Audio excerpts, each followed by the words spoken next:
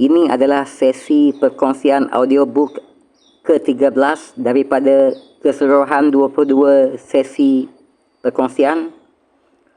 Bagi perkongsian bacaan buku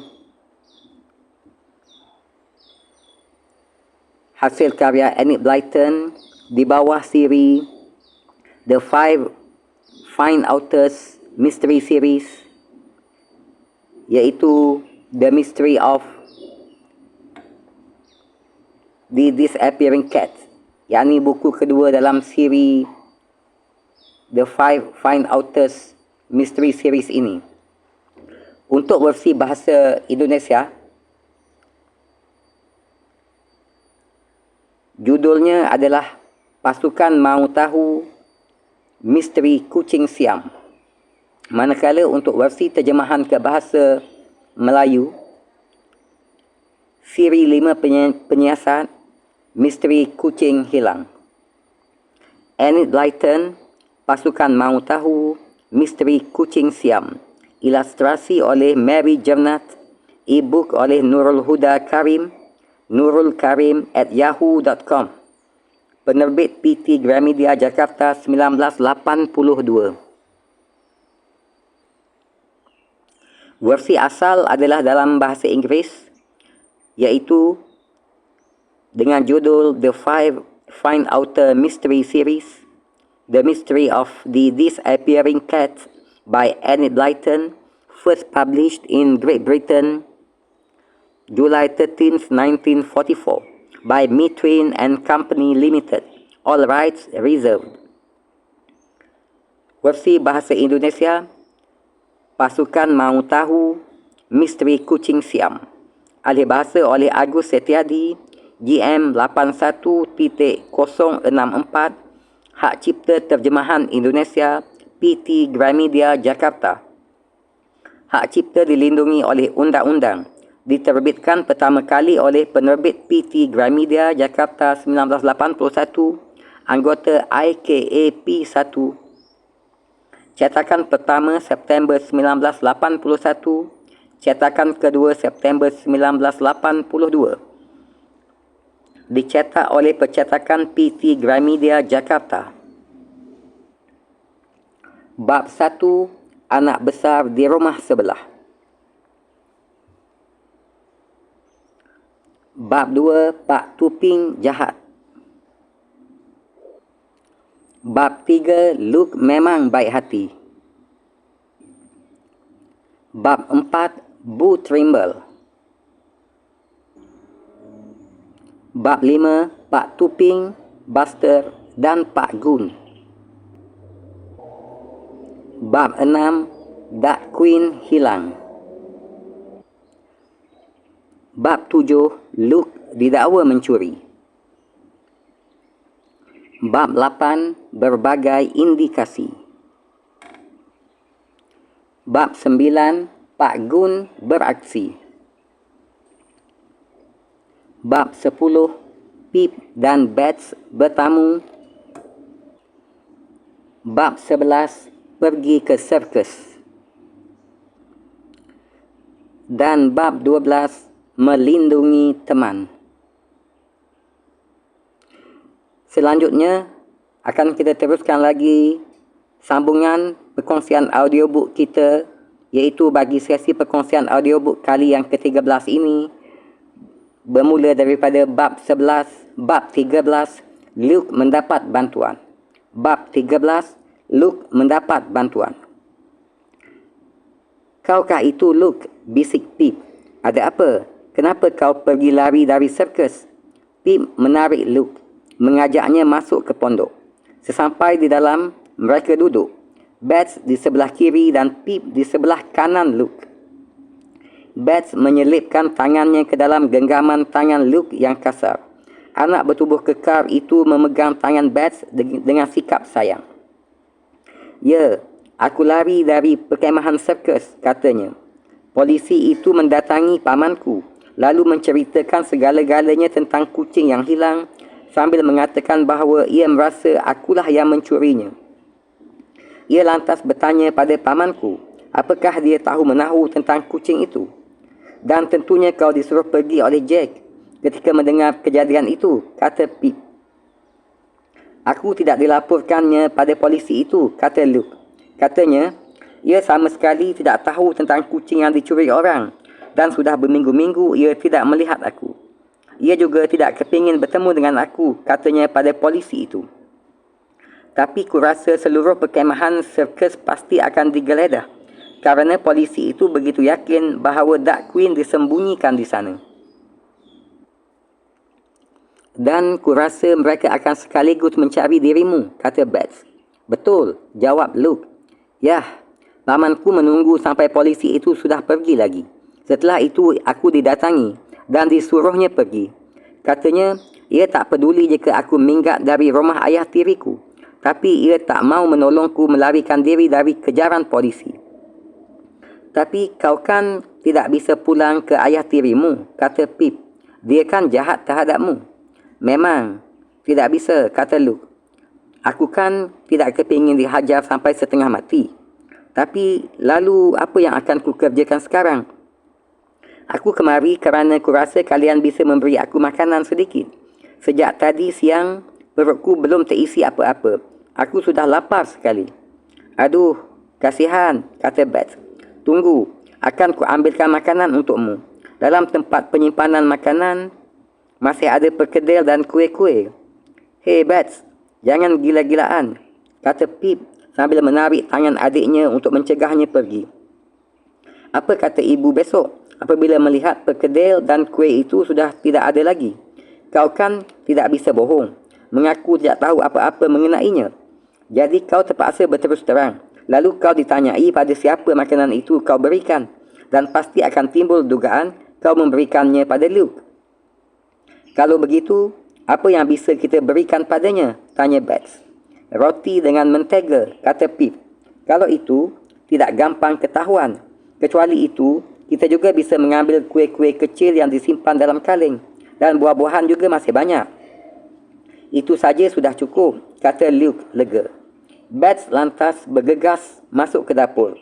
Di dalam, kakinya tersandung kucing sampai ia terjatuh. Tapi tidak sakit. Dengan cepat diambilnya makanan lalu dibawanya ke tempat Luke dan Pip. Luke segera makan dengan lahapnya. Kelihatannya lapar sekali. Nah, lebih enak rasanya sekarang, katanya kemudian. Menurut pendapatku, tak ada yang lebih sengsara dibandingkan dengan perut lapar. Lalu, di mana kau tidur malam ini? Tanya Pip. Entahlah, jawab Luke. Di mana saja, di bawah semak. Kurasa lebih baik aku menjadi kelana saja. Jangan, kata Bats. Tinggal saja di tempat kami untuk sementara. Kau bisa tidur dalam pondok peranginan ini. Kasur dari kursi ayunan bisa kita taruhkan di atas bangku situ. Kau tidur di atasnya. Dan setiap hari akan kami hantarkan makanan untukmu sampai sudah ada rencana lebih lanjut, kata Pip. Ia mulai bersemangat. Pasti asyik nanti. Aku tidak mahu merepotkan kalian, kata Luke. Ah, tidak, kata Pip. Kau tinggal saja di kebun kami. Dan siapa tahu nanti kita berhasil membongkar teka-teki hilangnya Duck Queen. Setelah itu, kalau semuanya sudah beres, kau bisa kembali ke tempatmu bekerja. Ku ambil saja sekarang kasur itu, kata Bats. Lalu lari ke tempat gelap. Ia berhasil sampai ke tempat kursi ayunan tanpa mengalami kesukaran. Kerana sementara itu, matanya sudah terbiasa memandang dalam kegelapan. Pip bergegas membantunya. Kasur mereka gotong berdua ke tempat Luke menunggu sambil duduk dalam pondok. Kasur digelar, dihampar di atas bangku. Setelah itu Pip lari ke garasi, mengambil selembar selimut tua.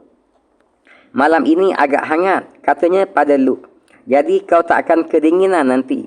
Besok pagi akan kami hantarkan sarapan untukmu. Tapi bagaimana dengan tukang kebun kalian? Tanya Luke takut-takut. Pukul berapa dia datang? Apakah dia akan masuk ke sini? Saat ini orang itu sedang sakit, kata Pip. Paling cepat beberapa hari lagi ia baru masuk kembali. Ibuku sudah jengkel saja. Soal sayur-sayuran di kebun dapur. Katanya tanaman itu perlu disiangi. Beberapa kali ia sudah mencuba menyuruh aku dan Beth melakukannya. Tapi aku paling tidak suka disuruh mencabuti rumput liar. Luke merasa lega. Kalau begitu aku bisa aman di sini, katanya. Baiklah, terima kasih dan selamat tidur. Pip dan Beth kembali ke rumah. Langsung masuk ke kamar tidur masing-masing. Keduanya bergairah, membayangkan betapa kaget teman-teman besok apabila mendengar bahawa Luke ada dalam kebun dan semalam tidur di situ. Beth meringkuk di tempat tidurnya dengan perasaan bahagia. Ia senang kerana bisa menolong Luke. Ia senang pada anak yang baik hati itu.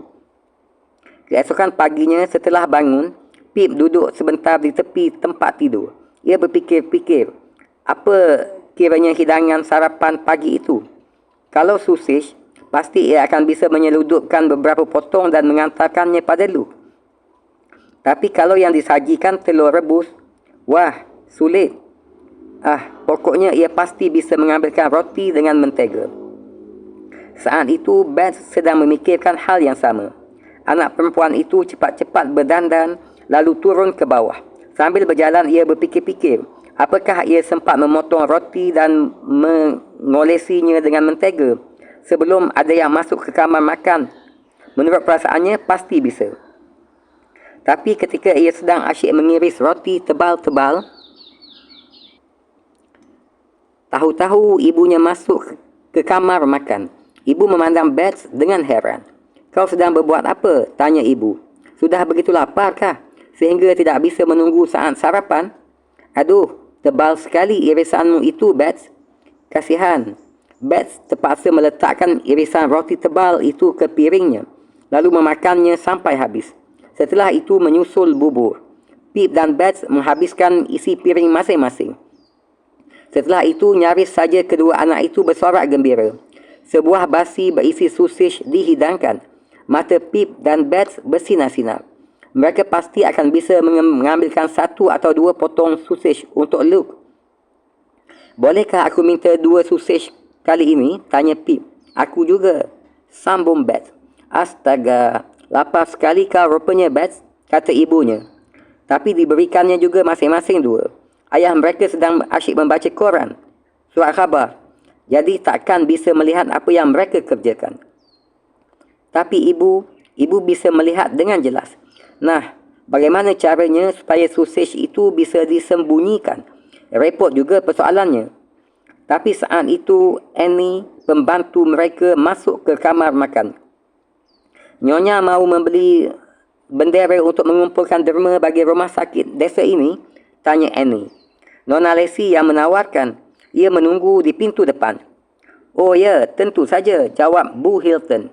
Ia bangkit untuk mengambil tasnya yang ketinggalan di tingkat atas. Pip dan Beth saling mengedipkan mata. Dengan cepat, Pip mengeluarkan sapu tangan dari kantongnya, lalu sausage dibungkus di dalamnya. Beth juga melakukan perbuatan yang sama. Tapi sayangnya, sapu tangannya tidak begitu bersih.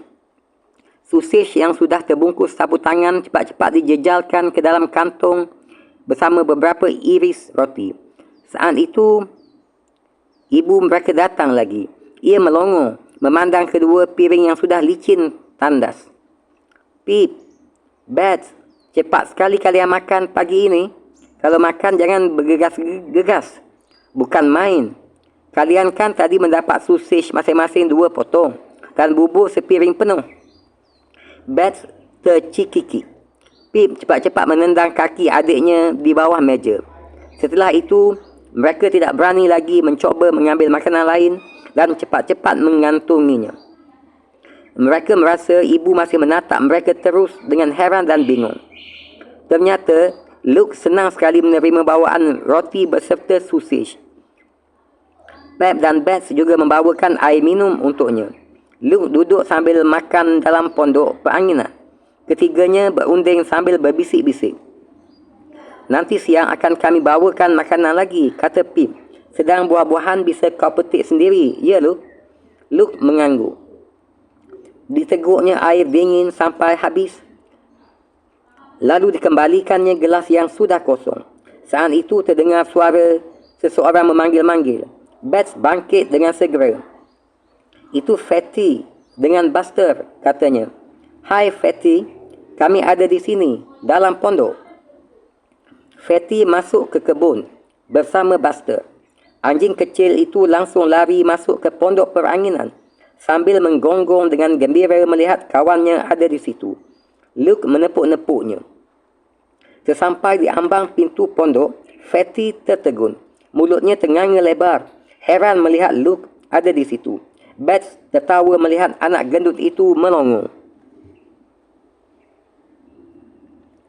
Kami menyembunyikannya di sini, katanya sebagai penjelasan pada Fatty. Dan makanan, setiap kali kami antarkan untuknya. Asyik Fatty, tidak bisakah kita menyelesaikan soal pencurian itu supaya Luke tidak perlu takut lagi? Yuk, kita cepat-cepat saja membongkar teka-teki itu. Setelah itu, mereka lantas menceritakan segala kejadian kemarin malam pada Fatty. Kemudian, muncul pula Larry dan Daisy. Kedua anak itu pun mula-mula kaget lalu ikut bergembira. Menyenangkan sekali suasana dalam pondok pagi itu. Mana peluit yang kita temukan dalam kandang kucing? Tanya Pip. Benda itu disodorkan untuk dilihat oleh Luke. Kami menemukannya di dalam kandang, kata Fatty. Dan kerana menurut perasaan kami, Pak Gun pasti akan melihatnya, lalu Pak Tuping akan memberitahu peluit itu kepunyaanmu, maka kami lantas mengambilnya dari situ. Setelah itu, kami memasukkan berbagai tanda bukti palsu ke dalam kandang. Kau pasti tertawa jika melihatnya. Aku meletakkan sepotong puntung cerutu ke situ, dan sepotong lagi ke bawahnya. Luke bersiul. Wah, katanya, itu rupanya sebabnya. Kenapa Pak Gun tahu-tahu gelisah ketika melihat pamanku mengisap cerutu? Mulanya aku tidak mengerti, kata pamanku. Muka polisi itu berubah menjadi ungu ketika paman mengambil sebatang cerutu dan menyalakannya. Paman pernah menerima hadiah cerutu 1 kotak. Apabila ia perlu berhati-hati dalam berbicara dengan seseorang, ia selalu menyalakan sebatang cerutu dan mengisapnya. Katanya, dengan begitu ia bisa berfikir lebih baik.